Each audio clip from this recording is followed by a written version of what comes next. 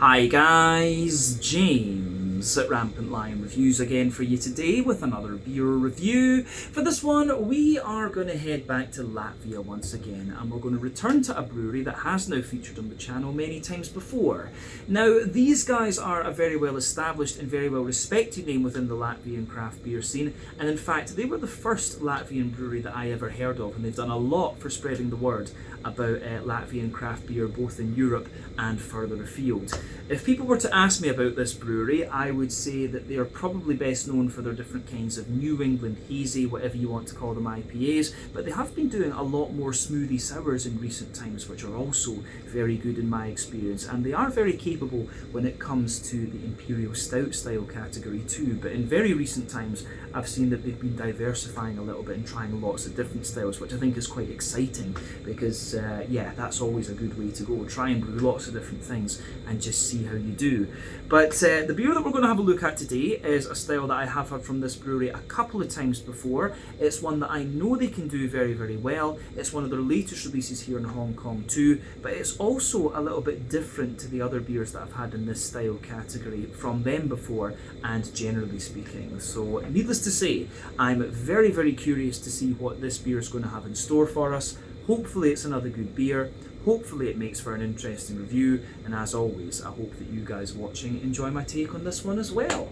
So yeah, for this review then, like I said, we are going to head to Latvia in the Baltics in Europe. We're going to go a little bit to the northeast of the capital Riga to a wee place called Eimuri in the Adazi region, and that means that we're going to have a look at another beer from the wonderful Ārpus Brewing Company. So this particular beer is called Orange Cherry Strawberry Apricot Vanilla Smoothie Sour Ale. It comes in at 4.5% ABV, and I think from the name of this beer you can gather what kind of beer this one is.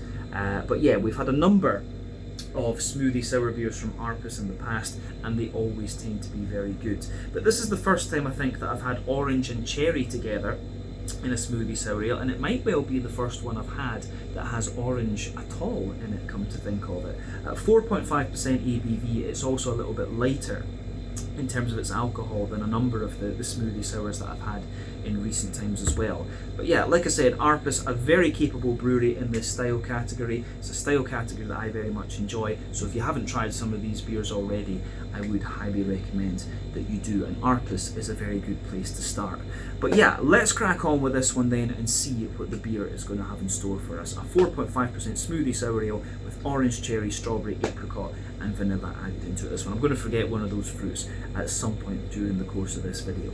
But anyway, as is usual with my reviews then, I'll tell you a little bit about the brewery before we taste the beer. If you want to get straight to the tasting though, just fast forward. All the usual links can be found in the video description below. That's the brewery website, the link to my other reviews that I've done from Ārpus Brewing Company before, and we will no doubt add more to that list at some point in the very near future because I love the Ārpus beers and they make their way regularly here to Hong Kong. But there's all the usual social media down there as well. If you want to see more reviews, do please consider subscribing to the channel. The support that you give is massively appreciated, and remember you can go into the channel homepage and search for beer using the geography tagging system. So just go in there, use the little search bar, put in your hometown, state, county, province, whatever you like.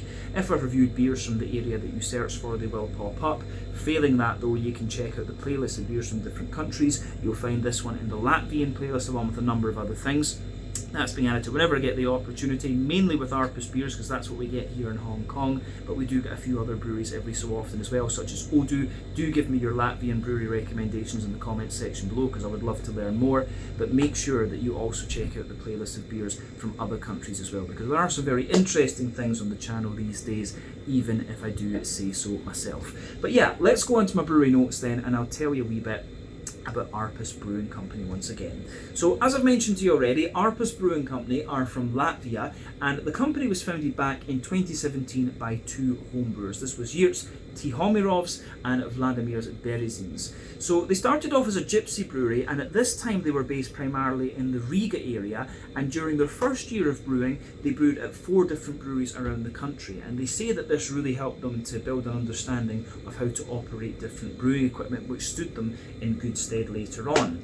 But a few years later, in 2019, they received funding from the Latvian Investment and Development Agency and also from the European Union EU Agricultural Fund for rural development. And through this kind of cash injection, they invested around 200,000 euros in their own brewery in Eimuri in the Adazi region to the northeast of Riga. But the new brewery helped them increase their output quite dramatically, and apparently they export around 90% of their total output, and that is not uncommon among Baltic breweries. You have to remember that the Baltic countries, Estonia, Latvia, Lithuania, they're actually pretty damn small in terms of their population. I think Estonia is like 1.3 million, Latvia is about 2, and I think Lithuania is about 3.2 million. So a lot of the craft breweries there, very capable, they produce some very, very nice beer. They keep a small portion of it for the local market, and the rest of it's exported. So for those of us in Western Europe, you can get very, very good beer from the Baltic countries for pretty damn cheap, which makes us all happy. But yeah, this model is very common amongst Baltic craft brewers. So yeah, these guys are exporting about 90% of their output, and the brewery itself is operating a 2,000 litre brew kit, and they've got several 2,000 and 4,000 litre fermentation vessels, and the fermentation capacity of the brewery has been upgraded quite a little bit over the last few years. But the name that they use, Arpus, comes from a Latvian word that means like outside of the box, and that's the reason that you can see with the Arpus motif there is a box, although the name Arpus is inside the box. I'm not sure if that's kind of intended irony or what, but yeah, I do like the little symbol that they've got, and it's, you know, it's quite straightforward and it's quite classic, and I like the fact that they have used something Latvian there rather than anglicising it too much. But yeah, as of June 2025, when I'm filming this review for you, these guys have produced just over 140 different kinds of beer. Like I said to you earlier, this brewery really made its name with the New England hazy IPAs, but then a little bit later on they started doing a lot of fruity smoothie sours and also the kind of sweeter imperial stouts too. But in recent times they have been diversifying quite a lot and doing a good few different styles, which I'm quite excited to try going forward.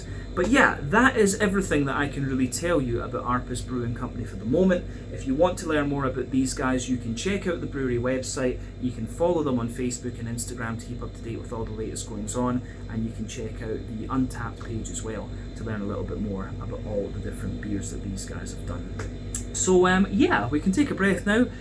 That's me told you everything we need to for the history section. Let's go on and have a wee look at the beer itself. So, as you can see, the artwork in this one is quite similar to what we've seen from Arpus in the past, and of course Arpus do like to name their beers quite simply. They usually just call them, you know, Citra hopped, triple dry hopped, Citra Cryo, New England triple IPA or something like this, and they do the same with the smoothie sours as well, which is a bit of a pain in the ass for me when I'm naming these videos right enough because of the character limit, but yeah, it does kind of work, to be honest with you. It's quite a logical naming system.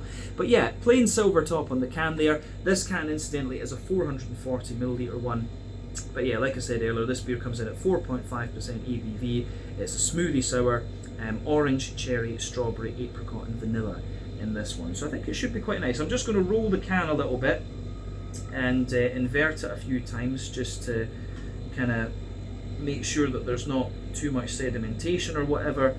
But yeah, I think that should just about do it. So yeah, I don't think we need to say anything more about the technicalities of the beer quite yet, but let's get it out into the glass then and see what it's all about. As I've said to you on the channel many a time before, in Sweden we had some really nice smoothie sour brews, the likes of Elm 11, Duck Pond, and who's the other one? My brain's got dead. Fermenterna are another one that I would really credit with helping me get into this style. And of course Arpus have been doing these beers just as long as them and are just as good. Of course, One Drop Brewing in Australia is another one that we have very good access to here in Hong Kong as well. But the smoothie sours, they're actually very simple beers in terms of their aroma and flavour profiles, but if they're done well, they are absolutely beautiful to drink, I have to say. So if you haven't tried some of these already, I would really recommend that you do. But yeah, anyway, you can see that this beer has poured really quite nicely. It looks a bit like tomato soup in all honesty when you just take it out of the can. It's the colour of it's actually not too different from the flower that's on the label here. Let me just kind of adjust the light a wee bit and maybe get the angle in there. But yeah, it's a really, really nice looking beer. So you can see that it poured with very little in the way of head. There was just a little bit of a foamy kind of pink head at the top there, but that has faded away to be pretty much nothing. If I bring it right up to you, you can see there's just a couple of bubbles on the edge of the glass there, just around the surface of the liquid. But yeah, overall, the appearance of this one is pretty damn nice. In terms of colour, like I say, it reminds me a little bit of kind of, well, maybe not tomato soup. It's maybe not bright enough to be tomato soup. But yeah, it's got a nice kind of dark, almost burgundy type colour to it. It's actually a little bit like the kind of heritage cherry colour that you get on Gibson guitars. That's another good way to describe it. So remember, the colour of your beer can depend on a few different things. One, the type of malts that you use. This goes a long way to determining your EBC rating. Two, length of your wort boil is going to play a role, because the longer you boil the wort, the more the sugars caramelise and thus you get a darker colour beer. But any barrel aging that you do or any adjuncts that you put into the beer can affect your colour as well. And when it comes to these sort of fruity, smoothie, sour beers, yeah, it's the adjuncts that are going to do it in this one. So probably the majority of your colour in this one is coming from the cherry. I'd suspect a little bit of it from the orange and maybe a wee bit from the strawberry too. The apricot, I think, is going to be overpowered by pretty much everything else. Probably the strawberry to an extent as well. I think the cherry is the fruit that's most responsible for the colour of this beer. But yeah, you can see there's not much in the way of visible carbonation with this one, as we mentioned earlier. It's pretty damn opaque, because when it comes to these fruity smoothie sours, there's a lot of oat and wheat in these things. So yeah, this thing is soupy and gloopy, haze for days, unclear for years, whatever you want to, whatever metaphor, if you like, or moniker you want to use to describe it. But yeah, it looks lovely, this one. We've seen smoothie sours that look like this before, so it's not overly surprising, to be honest with you. But yeah, I think that's everything we really need to say about the appearance of this beer, in all honesty. So let's go on and have a little look at the aroma then. And you know, I'm very, very curious about this. I think I filled the glass up just a little bit too much, in honesty, with this one. I should have left a wee bit in the can to pour later. But yeah, aroma-wise, yeah, aroma-wise, this beer, very, very straightforward, but again, it just smells absolutely lovely. Yeah, it gives you everything you want from this style of beer. These beers for me really smell a little bit like, you know, fruit smoothies, stating the obvious here, but they remind me actually of the yogurts that my mum used to put in my lunchbox when I was a wee boy. They were kind of, I think they were called Munch Bunch. Can't remember what company did them actually, but yeah, if you think about the Muller Corner yogurts that you get, these beers very often smell like those things as well. But yeah, aroma wise, it is very, very nice, just soft and juicy, very like fruit yogurt, very much like that. So let's just break the aroma of this beer down then and describe it for you a wee bit more in depth. So yeah, the backbone of this beer, you've got a little touch of like a kind of fresh white bready bread crust in there with this, but again, that's quite minimal. There's a little tiny hint of woodiness in there, a wee bit of cracker, but yeah, you've got there's a little bit of like fresh, fluffy white bread in there, but the vast majority of your malty backbone in this beer smells like yogurt, and that comes from the combination of yeah, in this case it's coming from the combination of oats, wheat, and also the vanilla to an extent. So you've got this lovely big sort of fruity vanilla sort of yogurty backbone in the beer, but on top of that there's a little hint of like Werther's Original, you know, butter candy, butterscotch, little hints of McVitie's Digestive Biscuit as well. But yeah, the way that all of that goes together in this one, I think, is really, really nice, and that gets a big thumbs up from me. Yeah, the malty backbone of this beer, it's very similar to what we've had before in this style category, but yeah, I still enjoy it a hell of a lot. I could sit and sniff these beers all day. But yeah, in terms of the malty side of things, I think we've said all we need to. The yeasty side of this beer is kind of quite similar. The yeastiness comes out of the beer at the back of the nose, and you've got a lovely little bit of kind of, yeah, you've got a lovely little bit of like fresh white bready bread crust in this one. So yeah, lovely fresh white bready bread crust in there. Fluffy white bread, and you know, maybe a little bit of vanilla sponge or something coming out from the yeasty side of the beer. So that's quite interesting too. Yeah, the yeasty side of the beer at the back of your nose is just that little bit drier. So yeah, that's quite interesting. But the malty yeasty side of this beer is very familiar, and it's also very, very nice. But yeah, I think we've said everything we need to about that. Now, let's go to the kind of hoppy and fruity side of the beer. I should say hoppy in inverted commas. Now, when it comes to smoothie sour beers like this, and modern sour beers, I guess we can say as well, or sour beers generally, it's always interesting to ask the brewer what their hopping mentality is. If you go back to the old school sours, such as the Lambics and the Flanders Reds, what they used to do with those beers was add older hops into the brew that had lost a little bit of their alpha acid potency, and the reason for doing that was that they didn't want the bitterness of the hops to detract from the sourness of the beer. If you fast forward to the modern sour beers, such as the smoothie sours and things like that these days, many brewers will argue rightly that adding fruit into the beer as an adjunct is going to suppress your green component anyway, so why bother adding hops? Although other brewers will argue that it adds a little bit of depth to the flavour, such as Vault City and Holy Goat back home in Scotland, whereas the Swedish brewers, like the ones I mentioned earlier, Fermenterna, Duck Pond, Elm 11, they would say, yeah, you don't need hops in a smoothie sour. So it just depends what you want to do, in all honesty. That said, if you take that latter approach, you are still going to get a little touch, I think, of a kind of placebo effect with the green component of these beers. So for me, with this one, I still get a little bit of that. There's a little bit of a floral and kind of grassy note coming out of the beer, maybe a teeny little hint of earthiness, but of course this one does not have hops in it, so we know that that is placebo. But yeah, the fruitiness of this beer though is absolutely lovely. I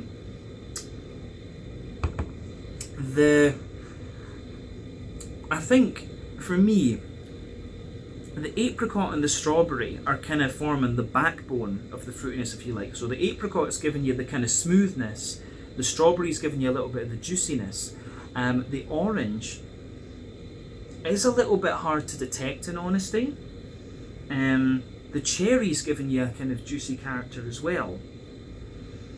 But yeah, I think for me, the apricot, the strawberry and the cherry are, you know, easy enough to find in this one. But for me, the orange, it comes out a little bit in the top of the nose, but for me it's the orange that's taken a little bit of a back seat in this beer overall. So I'm quite curious to see how that's going to transpire in the flavour. But yeah, the fruity juiciness that you get out of this one is absolutely lovely. So yeah, as I say, I could sit and sniff this one all day, but I think we've said everything that we really need to about the aroma of this beer, and we should give it a go and see how it tastes. So yeah, this one is the Orange Cherry Strawberry Apricot Vanilla Smoothie Sour Ale, 4.5% ABV from Ārpus Brewing Company in Eimuri, Adagi, Latvia. Let's have a taste of this one and see what it's all about. Slanja, skål, cheers, I svetaka.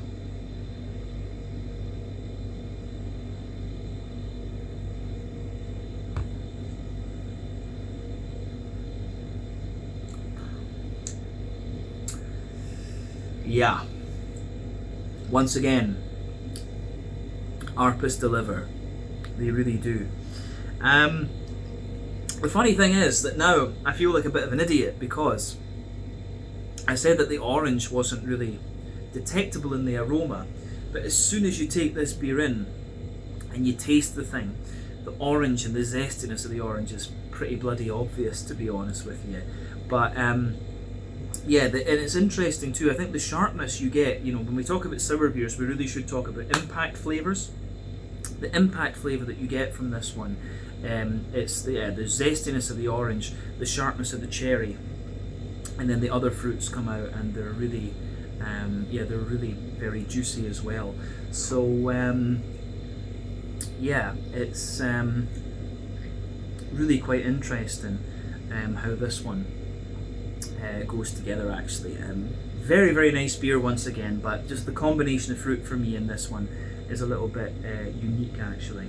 So yeah, Big thumbs up to Arpus though, once again, they've pulled this off very, very well. But yeah, let's do as we always do, we'll go through the beer, we'll break down the flavour and describe it for you a bit more in depth. But awesome beer this once again.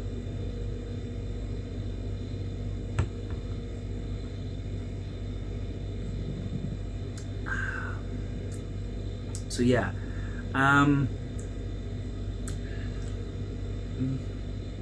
middle third of your palate with this beer then.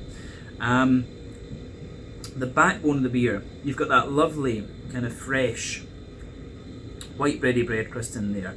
This beer doesn't give you much in the way of dryness, but you just get a little bit of it into the aftertaste. So yeah, little touch of fresh white bready bread crust in the backbone there as you move further forward. As you move further forward towards the front of that middle third of your palate, you get that little touch of like woody character coming out of the beer, and then there's a wee smattering of Jacob's cream cracker in there.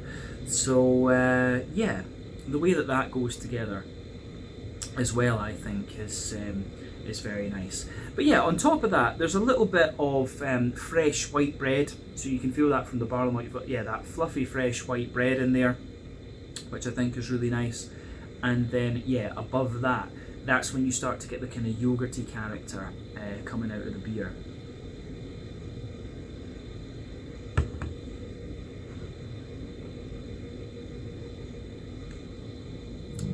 So yeah, the yogurty character coming out of the beer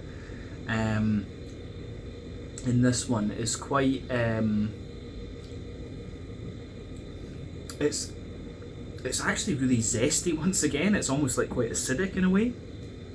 So yeah, above the fresh white bready character you get that big dense mix of the wheat and the oat that gives you that yogurty type character, and the vanilla sort of flavours are kind of mixing in with that in the centre of your palate. But yeah, the yogurty side of the beer is a touch acidic more than anything else, and yeah, above that you can feel you get a little bit more of the kind of drier side of the oaty part of the beer. So above that yogurty layer you can feel the kind of creaminess of the oats, and like down the middle line of your palate it's very creamy, but then out toward the edge you can feel there's just a little bit of dryness there, and in the dead centre of your palate you've got that little circle in there. You've got that little circle in the middle of your palate, and it's that's where the kind of sweetness of the beer is coming out, in a sense, or the sweetness from the malty side of the beer, I should say. So at the dead centre you've got a wee bit of like Werther's Original butter candy butterscotch, and there's a wee bit of a kind of McVitie's digestive biscuity character coming out of it. So yeah, the way that goes together in this one I think is really nice. You've just got that little bit of sweetness that kind of lingers there from the malty side of the beer into the aftertaste. But yeah, the vanilla notes are coming out quite nicely, and then also the acidic side of the kind of yogurty flavours in the beer too. But I think we've said everything we really need to about the middle third of your palate in this beer. Again, it's quite straightforward, but it works really well. So yeah, let's go to the back third of your palate then. So as I've often said, sweeter flavours come out further forward on the palate, more dry and bitter flavours come out further back, and generally speaking the back third of your palate is going to give you very similar flavours to the middle third of your palate, but just at different intensities. So yeah, the border region between middle and back third of your palate, you get that nice little bit of kind of bready build up in there. You've got a wee tiny touch of like brown bread in the base there, but yeah, lots of the fluffy white bread, then the more dense, almost wheaty white bready notes in there. But yeah, the base of that back third of your palate, or the back third of your palate in this case, is more bready, but yeah, the yogurty character's there too. So backbone of that back third of your palate, pardon me, you've got the fresh white bready bread crust in there, a little bit drier. The kind of crackery layer above that is a little bit kind of the crackery layer above that is a little bit more dry as well. Then you've got a layer of like you can feel a slightly kind of fluffy, fresh, white bready layer in there, which is a wee bit lighter and more airy, slightly sweet. And then above all of that, you can feel more of yeah, you can feel the more dense kind of oaty and yogurty type character just coming over there. You can feel some of the drier side of the oats from the middle third of your palate just creeping over the top there, and maybe a very slight hint of sweetness too. And above everything else on that back third of your palate, you've got the little bit of yeastiness coming out of the beer too. So let's focus on that yeasty character then.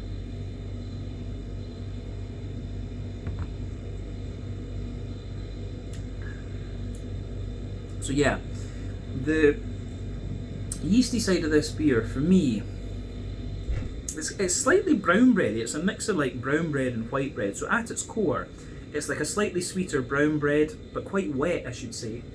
Then it's surrounded by a little bit of white bread and just a little touch of bread crust there. But the yeasty character in this beer takes a bit of a back seat to the kind of yogurty, almost acidity that comes out in the middle of your palate there. But definitely, back third of your palate, you can feel the flavour is taller. Then as you move further forward into the middle third of your tongue, it just kind of compresses down and squashes together that little bit more. So yeah, the way that all of that pieces together, I think, is really nice in this one.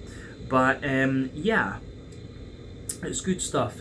So in terms of the kind of hoppy side of things with this beer then, as I say, there's no hops in this beer. You can tell that from the flavour because the side of your palate is so smooth, but you still get that little bit of kind of placebo effect coming out of this one. So there's a little bit of earthiness in there in the back corners of the palate, and as you move further forward, you've got a wee bit of woodiness, and you can feel some nice kind of floral notes. Yeah, you can feel a nice little bit of floral character as you move further forward toward the front corners of your palate. But then yeah, round the front curve of your tongue, there's a little bit of a lighter, more kind of grassy character coming out of the beer as well. So yeah, the way that all of that pieces together, I think is really nice in this beer. You do get that little bit of placebo effect, but you can feel the fruity adjuncts just kind of sort of suppressing that fake green component, if you like, down a little bit. So yeah, it's good stuff. But yeah, let's have a little look at the kind of front third of your palate then, and the fruity side of things, and where the fruits are coming out in the flavour of this beer. So yeah, border region between front third and middle third of your palate, you get that nice little bit of bready build up in there, like I said.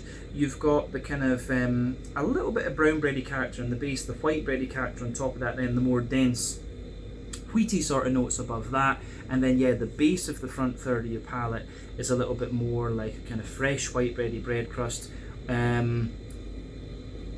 Yeah, on top of that there's a bit of Jacob's cream cracker, of course, the white bread, and then yeah, the kind of oaty, wheaty, yogurty mix, and a bit of the vanilla comes out there as well. You do almost have a little bit of a vanilla sponge cakey type flavour with this beer too. But let's focus on those the fruity notes in this one.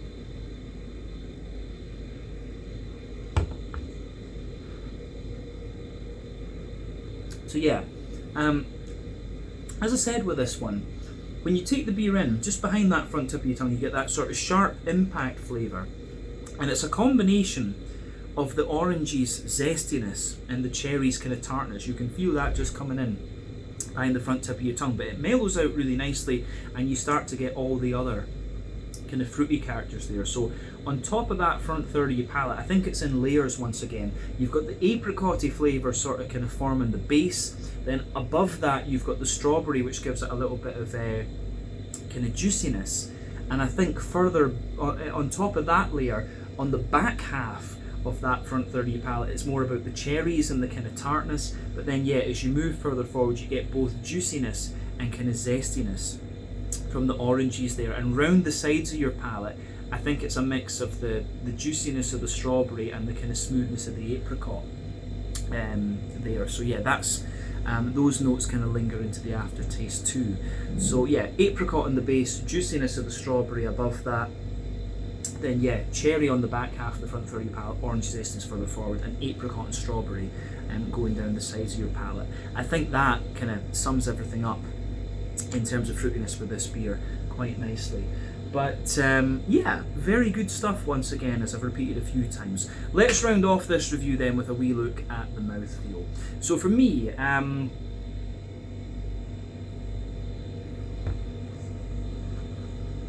yeah, I'd say that this beer, it's kind of in the mid-range of the full-bodied part of the spectrum, but you know, you'd kind of expect that from this style category.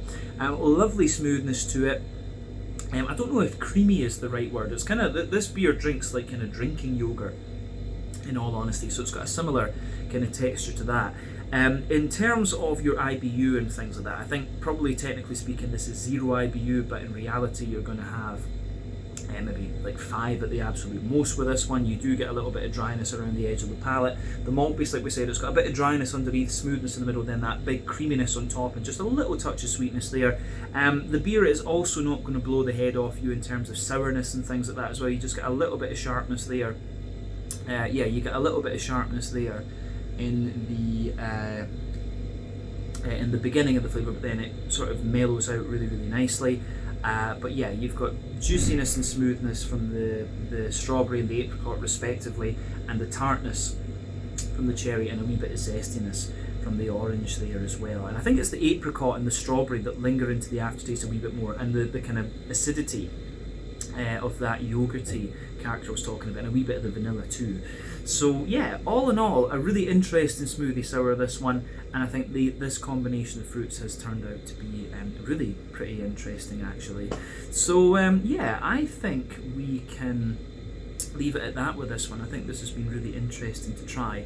So yeah, this one was the orange cherry strawberry apricot vanilla smoothie sour ale at 4.5% ABV from Ārpus Brewing Company in Eimuri, Adazi, just to the northeast of Riga in Latvia in the Baltics in Europe.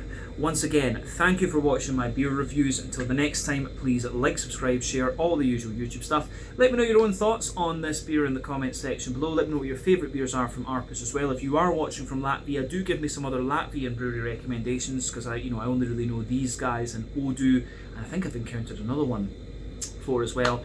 But yeah, I know there's a very good beer scene these days, and I would love to explore it more. But yeah, check out my social media, check out Arpus' social media, and have a go at some of their IPAs and some of their sour beers, because they're really damn good. Till the next time, Slàinte, Skål, cheers, I Švetika, hopefully pronouncing that right, and I'll catch you guys in another review very, very soon. Ciao just now.